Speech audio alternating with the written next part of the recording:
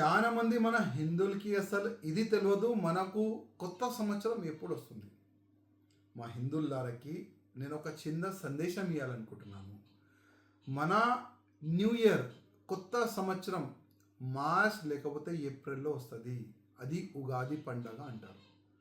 కానీ ఇవాళ మనం చూస్తున్నాం 31st డిసెంబర్ వస్తే చాలామంది గోవా వెళ్ళిపోతారు, చాలామంది ఆ క్లబ్కి వెళ్తారు, చాలామంది బార్కి వెళ్ళిపోతారు, చాలామంది బైక్ రేసింగ్కి వెళ్ళిపోతారు.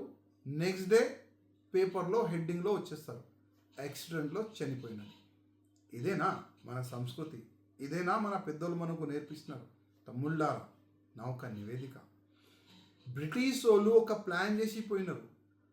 మనకు కొత్త సంవత్సరం 31st డిసెంబర్కే 1 జనవరికే మనకు సంవత్సరం వస్తుంది, కొత్త సంవత్సరం వస్తుందని వాళ్ళు ఒక ప్లాన్ చేసి పోయినారు.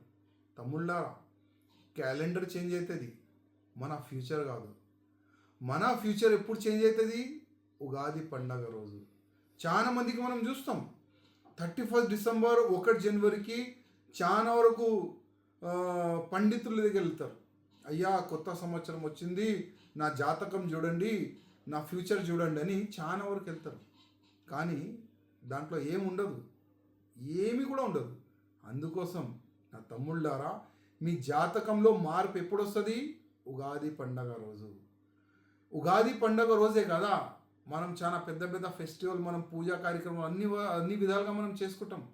కానీ ఇవాళ మన వచ్చే పిల్లలకి మనం ఏం చూపెడుతున్నాం, ఏం నేర్పిస్తున్నాము? అయ్యా మనకు కొత్త సంవత్సరం 31st డిసెంబర్ 1 జనవరికి ఉంది. మీకు చూసి ఆయన కూడా అదే నేర్చుకుంటారు. మళ్ళీ ఉగాది పండగ అయిందంటే జస్ట్ ఒక పండగ, ఆ విధంగా మన పిల్లలు కూడా నేర్చుకుంటారు. అందుకోసం నా హిందూ బంధువులకు నేను రిక్వెస్ట్ చేస్తున్నా, 31st డిసెంబర్ 1 జనవరికి హిందువులకి కొత్త సంవత్సరం కాదు, హిందువులకి కొత్త సంవత్సరం ఉగాది పండగ. అది మీరు యాద్ పెట్టుకోవాలి. జస్ట్ క్యాలెండర్ చేంజ్ అవుతుంది, ఫ్యూచర్ కాదు. అందరికీ రిక్వెస్ట్ చేస్తున్నా, మన ధర్మం, మన సంస్కృతి మనమే కాపాడుకోవాలి. అందుకోసం ఈ 31st డిసెంబర్ కానీ 1 జనవరి కానీ ఎక్కువ ధూమ్ధామ్గా ఎవరు కూడా జరపకూడదని నేను అందరికీ రిక్వెస్ట్ చేస్తున్నా.